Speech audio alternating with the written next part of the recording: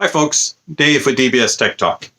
Today we're going to talk about the modded Fostex T50rp Mark IIIs that I did. I wanted to do a video that was of me doing the mod, and I started to record that, and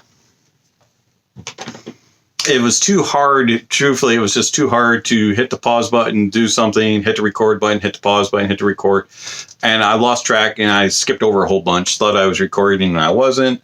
And then I thought I wasn't recording and I did. And when you're modding, you can't go back and undo everything and then re-record it. So I messed up the recording. I greatly do apologize for that. Also, you wouldn't have wanted to see all the blunders and all of the bloopers and all of the mistakes that I made doing this video. It took about 4 hours to do, and I actually had to call upon a friend to help me troubleshoot a problem. And so shout outs to that friend. You know who you are. I won't call you out on screen, but I do greatly appreciate all the help that I did get. And I'm glad that we were able to figure out the issue. So that's the reason why there's not a full-blown video of here's the mod and here's how it's done. But if you go to the description, there's a link to a video from Mayflower Electronics that shows how to mod the T50rps, and that's the mod that I did. I did it exactly the way that video explains it. I did it in the order that video explains it.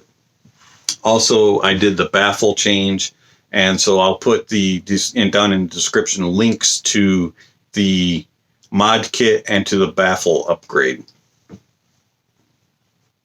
couple things that I learned that you guys should be made well aware of if you're going to do this mod.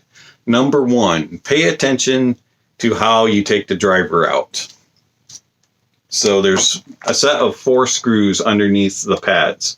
When you take the pad off, you'll notice that the baffle is sitting a certain way. And what I mean by a baffle is it is this thing. And the baffle will be sitting on the driver pointed just like that with that notch down at the bottom. So you'll have 2 of them, and the notches will be on the bottom of each driver. Make sure you take note of that. On the plastic cup part, there is a little itty bitty notch, like a barrel that sticks up. Make sure that when you reattach the drivers to the cups, that notch is in the same spot. I accidentally reattached them, and I didn't realize it because I was just taking them apart and didn't remember where that notch was. I had the notches pointing upward. And what that did was when I reattached everything and I plugged my wire in, I only had sound coming through my left ear. I didn't have anything in the right side. And after contacting my friend and telling him my issue, and he then said, check your wiring. So I took them apart, and all the wires were still attached. Everything looked good. I cleaned off some of the cotton strands and reattached everything. As I was reattaching, I asked him, I said, which way on your T50s is your baffle? And he looked at him and he said, the little notch cutout thing is on the bottom. And I was like, oh. And so I reattached them that way with the baffles inserted correctly and that notch inserted correctly. Turned music on, and lo and behold, it worked. So apparently where the wires connect, and there's a little piece of, I don't know, jello type red stuff where the wires connect to, if it's facing the other direction, it presses weird and doesn't give a correct amount of, I don't know, it cuts it off somehow. And so the right ear doesn't get the noise.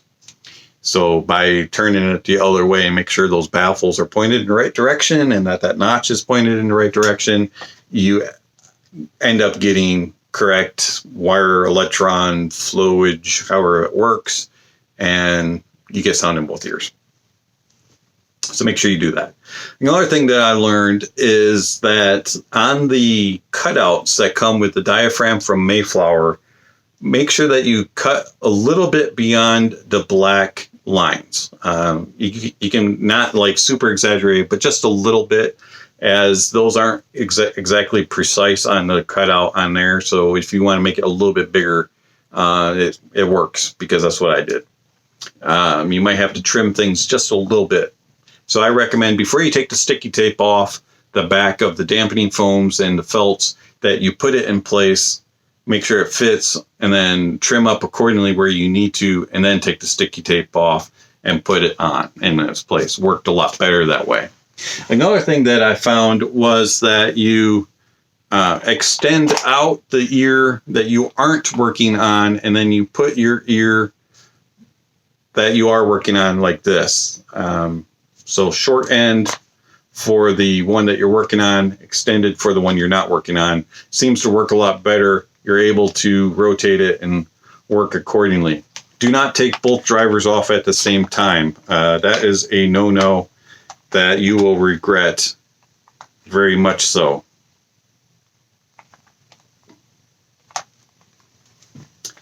If you have both drivers off, you can't control the cups as well, and you have drivers dangling. It gives you a good chance of pulling out your wires, so don't do that.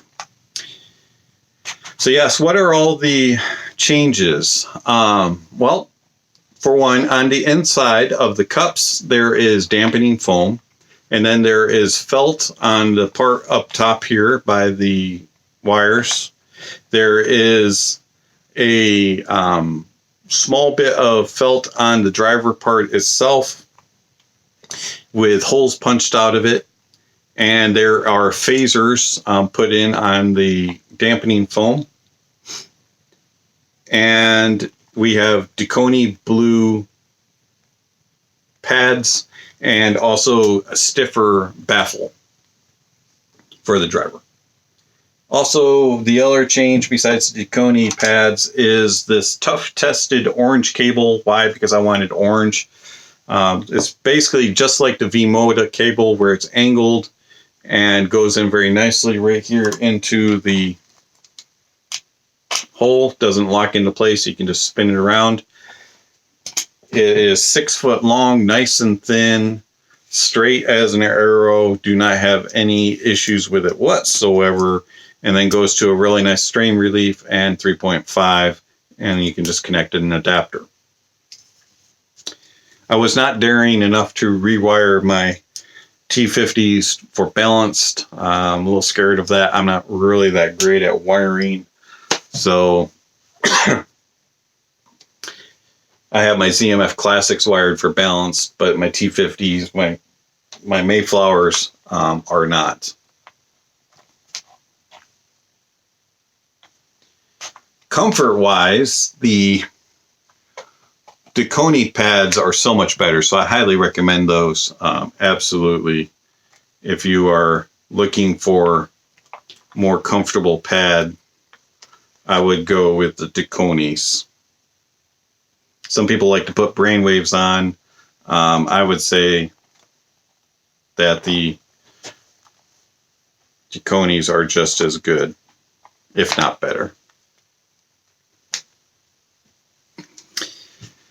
An official review of the Mayflower T50rp Mark IIIs will be coming out in the future, and also a comparison versus the ZMF Classics will be coming out also, and be looking for that.